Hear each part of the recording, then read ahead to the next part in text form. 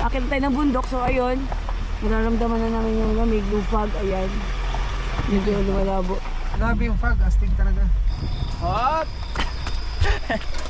Dito na tayo sa Shark Cure Break. Diba? Parang last time lang yan din ginawa natin. Pag may pader, dikit ka sa kabila, ay sa kanan. Bakit? Sa ilalim yan, wala lang naman yan eh. Walang laman tong ilalim na to? Oo, pati doon sa baba, wala na yan. May mga portion na wala.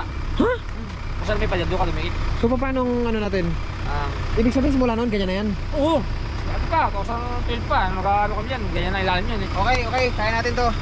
Alright, let's go. Okay, Diyos Ama, ingatan po ninyo kami na makababa ng ligtas dito. Lalong-lalo na po si Rod, ang kanyang dalang sasakyan, dalang truck. Naway ang preno, ang makina nito, ang lahat ng parte nito ay maging matibay at maaasahan hanggang makarating at makabalik kami sa kung saan kami galing, Diyos Ama, at sa mga susunod na beses siyang gagamitin. Naway maging maayos po ang lahat ng takbo ng makina nito, preno nito, manubela nito, cambio nito, at gulong, lahat ng parts nito. Ganon din po ang mga dala naming sasakyan, ang Raptor at ang Hilux. Ingatan po ninyo at laway ang kalsada po nito ngayon ay matigas at dahil sa dumaang ulan, kung ano siya dati, yun pa rin siya ngayon, compact, intact at solid, Diyos Ama. Ayan, naway makarating kami na ligtas, lalo pa loaded kami ngayon, walang mangyaring aberya.